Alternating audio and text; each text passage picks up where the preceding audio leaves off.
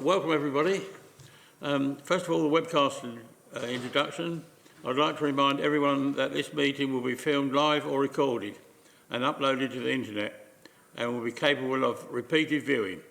Therefore, by participating in this meeting, you are consenting to be filmed and to be possible use of these images and sound recordings. If any public speakers on MS Teams do not wish to have their image captured, they should ensure that the video setting throughout the meeting is turned off and set to audio only. Members and public speakers are reminded to turn on their microphone before speaking and turn them off when they're finished. Item 2, declarations of interest. Any declarations? No? If we can do apologies first, please. She wants to do apologies first. Oh, apologies. We have apologies from Councillor Rassia Sharif and apologies for lateness from Mandy George. Right, we now go on to are there any declarations of interest? No. Any other business? None. Item 5 is the minutes of the last. Let me get this right first. Yeah. Minutes of the last meeting, which was the 10th of October. No, that's not right, is it? Yeah. Must be. Yeah, 10th of October. And they've all been circulated, and I presume you agree for me to sign those as the correct record? Agreed. Right. Item 6, the minutes of the licence subcommittees. I think you circulate these, don't you? They will be shortly circulated, Okay, quite a few right. of them. Then item 7 is the licensing updates, pages 7 and 8.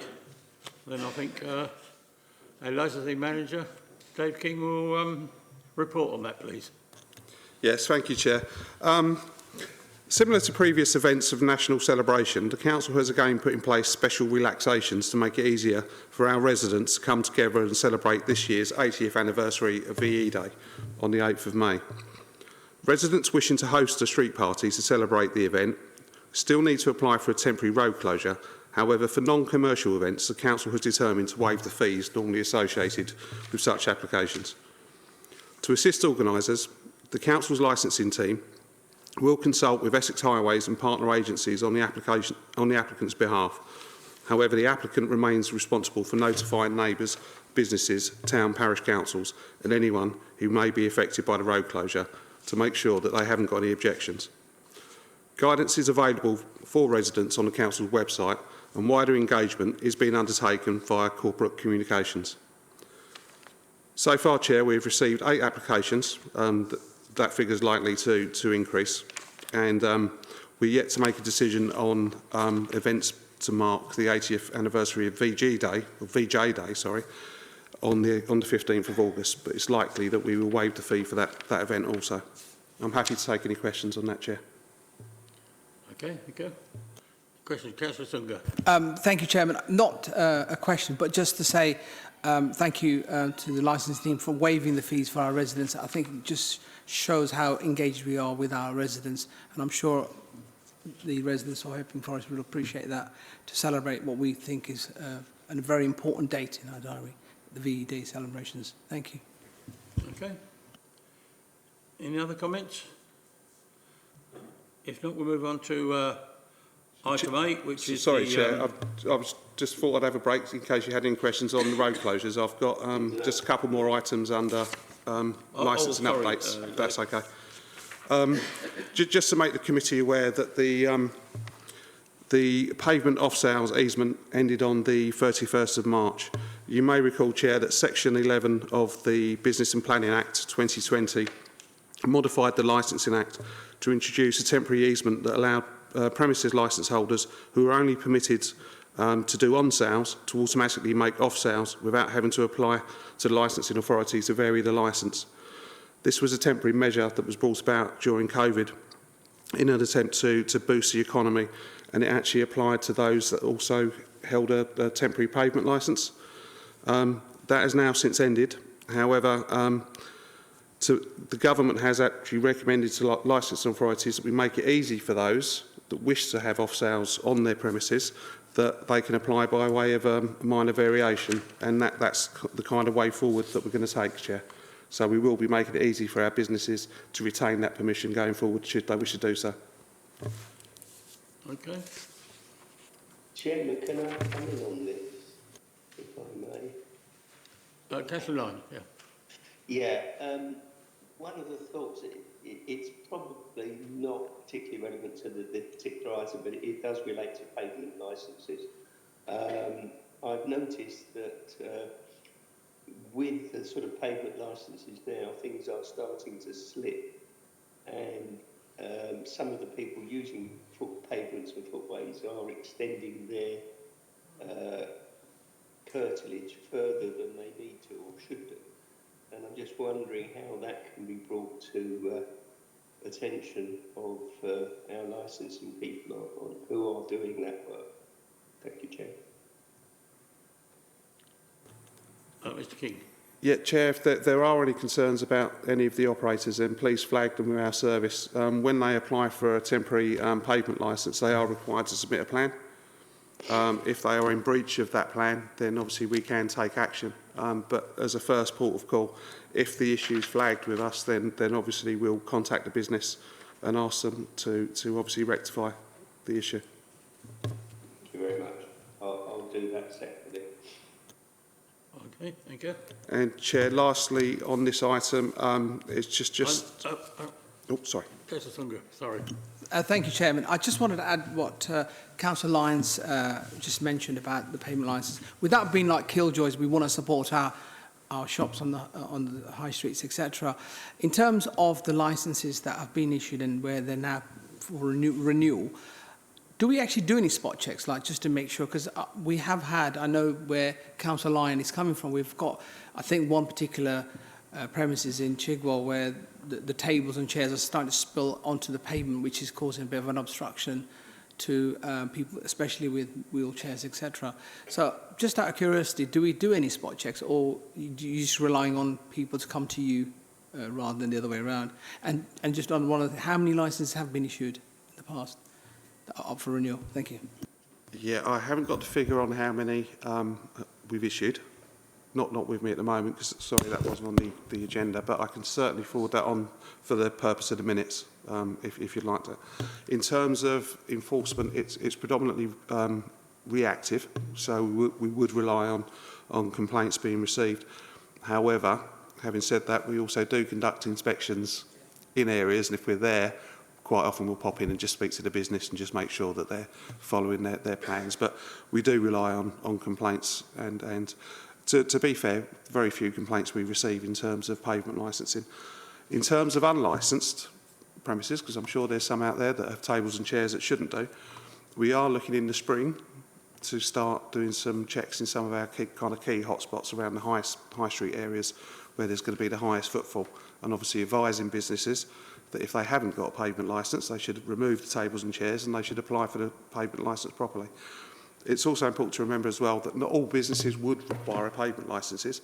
Some of those businesses would have their own forecourt, and therefore they don't require permission from us to use their own forecourt for tables and chairs. So some of the premises that may have tables and chairs outside don't necessarily need a licence. Thank you, Chair. Councillor Allgood. Yes, thank you, Chair.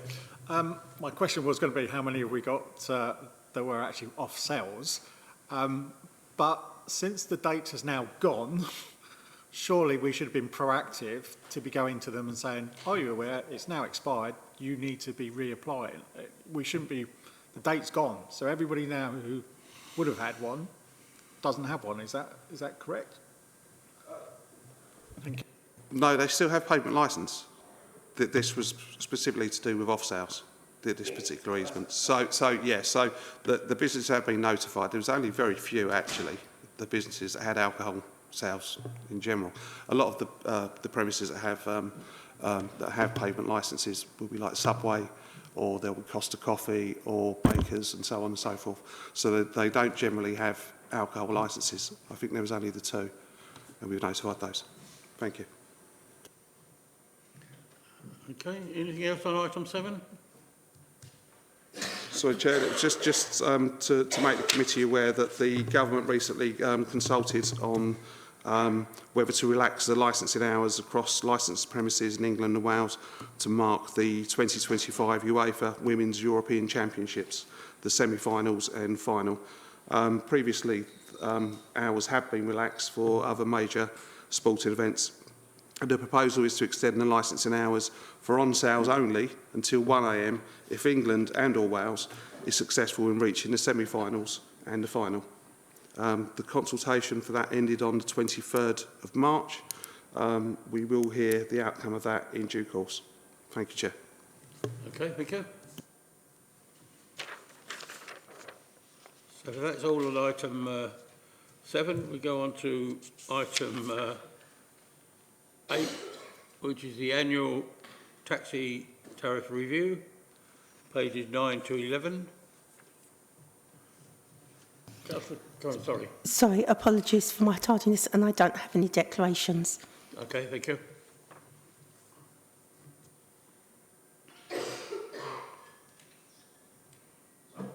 Chair. Under current legislation, it is illegal to sell tobacco and vapes to those under the age of 18. However, in England, unlike the sale of alcohol, there are currently no regulatory requirements for retailers to hold a licence to sell these products. The Tobacco and Vapes Bill was introduced in the House of Commons on the 5th of November 2024, and its intent is to prohibit a person from using or permitting the use of a premises in England to store, sell or supply tobacco products, herbal smoking products, cigarette papers, vaping or nicotine products to retail customers except under the authority of and in accordance with a premises licence. I think we've gone on too far, haven't we? We're doing the annual taxi...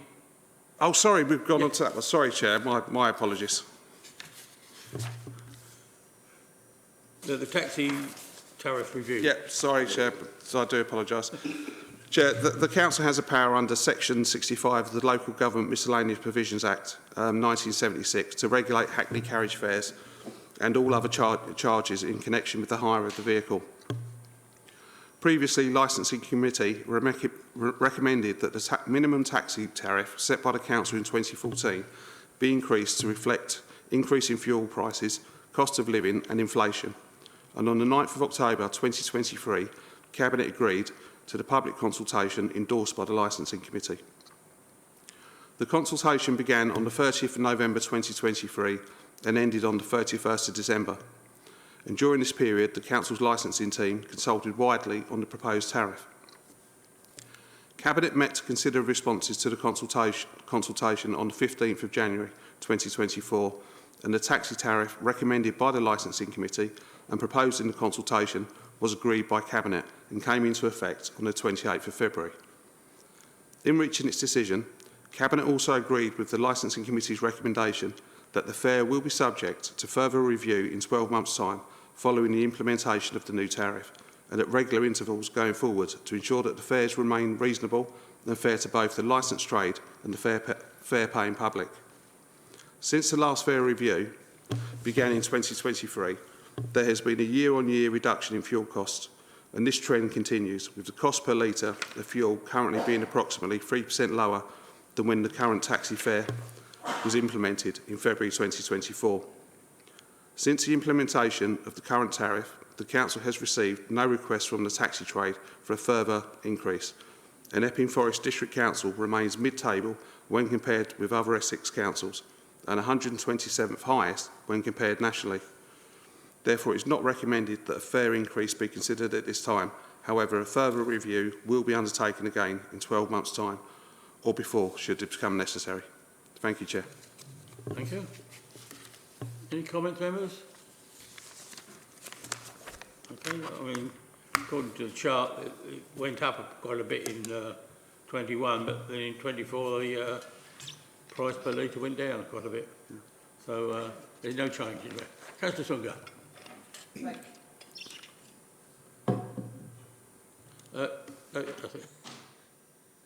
Thank you, Chairman. Just want to raise, you've got a chart on page 10.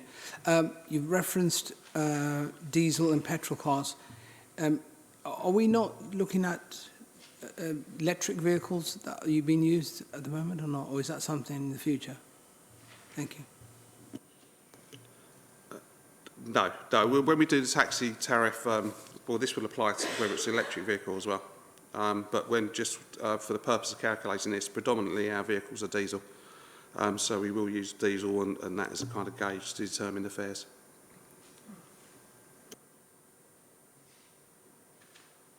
Any other comments on item 8? Yes, please, Chairman, if I may. It's a similar comment to Councillor Sunga. Obviously, fully electric cars are going to be possibly cheaper to operate. So, and we want to encourage people to use them. So, is there no legislation to promote charging for electric vehicles or reduce charging for electric vehicles? Maybe this is something to take offline to investigate, but I'm just concerned that we are addressing this correctly. Okay, thank you, Councillor Lyon. There has been previous initiatives by government. I think the take-up has been low, but I think the move to net zero, we're looking at phasing out petrol and diesel vehicles by 2030, isn't it? Within the next 5 years. So there's going to be a kind of, it's going to gravitate towards that. We have seen an increase in electric vehicles in the fleet that's currently used, but we still have considerably some older vehicles that haven't gone, obviously, they haven't gone electric as yet. Okay, thank you. Any other comments? Okay, we'll move on to item 9 is the tobacco and vape bill. Thank you, Chair. Thank you. Chair, under current legislation, it is illegal to sell tobacco and vapes to those under the age of 18. However, in England, unlike the sale of alcohol, there are currently no regulatory requirements for retailers to hold a licence or to sell these products. The Tobacco and Vapes Bill was introduced in the House of Commons on the 5th of November 2024, and its intent is to prohibit a person from using or permitting the use of a premises in England to store, sell or supply tobacco products. Clause 16 of the bill provides the Secretary of State with power to make regulations regarding the granting of a personal and premises licences for the sale of tobacco products, and the details of what those regulations may include are detailed in the report. They include the ability to nominate who will be licensing authority responsible for the determination of applications and the granting of licensing. Whilst the bill is at the early stages and details of the licensing authority are yet to be determined, given the Council's existing role as licensing authority for both alcohol and gambling legislation, it is likely that the Council will become licensing authority for tobacco and vape retailers also. This is acknowledged and recommended by the Institute of Licensing in their response to the Tobacco and Vapes Public Bill Committee, where in summary they recommend that the procedures put in place for the new licensing regime closely follow the existing ones under the Licensing Act, insofar as relevant, and the body identified as licensing authority for the tobacco regime mirrors that already in place under the Licensing Act 2003. In terms of resource that will be required, in the absence of any existing regulation, it is difficult to assess at this stage the level of regulation required. However, as this legislation will, if passed, include all retail premises selling vape or tobacco products, it is likely that the impacts will be significant. However, regulations may allow the licensing authority to charge a fee on application and renewal for a licence. The amount of any fee is to be set in regulations, and we will be able to account for the cost of exercising the functions in connection with the licensing scheme, including administrative and enforcement costs. The Tobacco and Vapes Bill is currently making its way through the parliamentary process, and subject to approval, the coming into full state for measures introduced via the regulations will be set out in secondary legislation. The Council's licensing team will continue to monitor the bill's progress and update the Council as appropriate. Chair, I'm happy to take any questions on the report. However, as the bill is at its early stages, it may be subject to change, and there are a number of questions that remain unanswered at this time. Thank you, Chair. Any questions, members, or comments? No? All okay.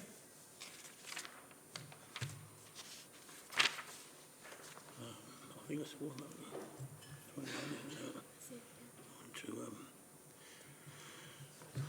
Councillor Sunga. Sorry, Mr King, in terms of the time scales for the implementation of this legislation in 2027, so at the moment it's at the committee stage at the House of Commons, it'll then ping across to the House of Lords, I would imagine, after the report stage. So that's why there's a time from now till January, so then it gets the royal assent. So there's some time to go at the moment. Thank you. So there is some time to go. There are some changes coming earlier than that because the bill covers not just the potential licensing regime, but there's also, you may have heard, Chair, that there's the ban on disposable vapes that actually comes in on the 1st of June of this year. They're also looking to, so anybody born after 2009 will never be able to buy tobacco products legally in this country. That, I believe, is 2027, I think the date they've indicated for that. So this is part of, obviously, a wider bill and regulation that the government's looking to implement. In terms of the information that we have at the moment, in terms of regulation, it does mirror the Licensing Act in the sense that it suggests that there will be a premises licence that will be required, as well as a personal licence holder. So it appears on the face of it to be identical to the process we use for alcohol licensing. Thank you, Chair. Okay, thank you. Councillor Allwood. Yes, thank you, Chair. Obviously, this is for the local authority. I'm just wondering, are we in tune with all the other Essex County Councils, districts? Obviously, because in 2027, we're probably not going to exist as a district, and therefore, probably now is the time to sort of make sure that we're in line with everybody else, so it's a smooth transition as and when it comes along. In terms of transition, there will be a lead time, similar to there was with the Licensing Act. So the Licensing Act 2003 actually didn't come into effect until 2005, so there'll be a transitional period. It will be a case of notifying the businesses that you will now need to apply. It's not like a transitional from one scheme to a new. Sorry. Sorry, you're missing my point. Devolution and the local government reform, we are obviously not going to exist as a district council. So what I'm saying is, are we in tune with the other areas that we might be amalgamated with, and therefore the local authority will not be just Epping Forest, it will be Uttlesford and all the other ones. So are we, now is the time to perhaps work with them to make sure that we're in line so it's a smooth transition? That's what I was asking. I was going to come to that point. In terms of local government reform, obviously we are working towards 2027, is the date that we've been given. There hasn't been a formal decision yet made as to who we will be merging with, but that is certainly a conversation we will need to have once that becomes known. There will also be a lot of further work around that because we'll need to have discussions around the licensing authority, because you will then have to, if we join another two councils, for example, they will also have a licensing committee of 10 to 15 members. That's what's legally required. So we would then have to kind of amalgamate that. We'll have to amalgamate our licensing policies and all the other policies that we've got. So we'll look to merge those. Okay, thank you. Any other comments, members, on that item? No? Chairman, can I come in on this one now? Sorry, sit in the ether. Right, just a couple of points. The list that is shown there in the paper, is there any sort of additional items that haven't been identified before? Be interested to know what, because it's quite an extensive list of products. So obviously cigarettes would have been a requirement. But is there anything different in that list to what we already know? No, I don't think so, Chair. Okay. And the second point, I think, following on Councillor Allgood's comments, is at the moment we have no idea who the other councils are that we're going to be working with, as David said. And it's far too early to get into that level of detail. When we've got mayoral elections next year, and then following that, I think there's still some time before the government provides us with guidance as to who or how the councils are going to be split, whether it's 1, 2, 3, 4 or 5. So it's still very early days. I'm sure that will be taken up as and when we move forward. Thank you, Chairman. Okay, thank you. Any other comments, members? Item 10 is matters arising. Anyone want to bring anything up regarding licensing or at all? David? Sorry, Chair, I do, and it kind of leads on nicely from Councillor Allgood's comment, actually. The Council's licensing policy, the alcohol policy, is actually due for its statutory review this year in consultation. I've started looking at it. I only plan to make changes that are absolutely necessary to make sure that it's obviously fit for purpose and legally compliant going forward. But again, similar to yourself, we are going to have to look, once we know the councils that we are going to merge with, we will need to change the policy anyway. But it's a statutory review, so it needs to be conducted this year. The consultation will probably happen over the summer, so there won't be time to bring the draft document back to the licensing committee, but what I will do is once the draft is ready to go, I will kind of circulate it to committee and ask for comments before we go out to wider consultation. So I will send it to you individually and give a period of time if there's any comments that you wish to make. Okay. Thank you, Chair. Thank you for that. Any other comments on licensing, members? Chairman, can I just add something which is just perhaps something that's been bothering me for some time? In conjunction with the electric vehicles that we're trying to encourage, are we receiving any comments or issues raised about the lack of on-street charging at all? Is that something that has come to the attention of our licensing people? Be interested to know. It isn't something that's been raised directly with us. There's one of our colleagues did a report on it, and he raised the issue with some of the taxi drivers and the fleet, and they said the lack of charging facilities was a barrier to them moving over to electric vehicles. So that is something that's been looked at. Thank you, Chair. Do we know any particular areas that are more prevalent than others, or have we identified anywhere which would be valuable to encourage more charging points to be installed? I think, to be fair, Chair, I think that the facilities are limited across the districts. I know we certainly have some in Loughton, and I know we have some in Ongar. There's some in the car park down there. But across, it's the facilities, the infrastructure, in my view, is not currently there to increase the uptake, but that is likely to increase over the coming years. Thank you, Chair. Okay, thank you. Thanks. Any other matters arising, members?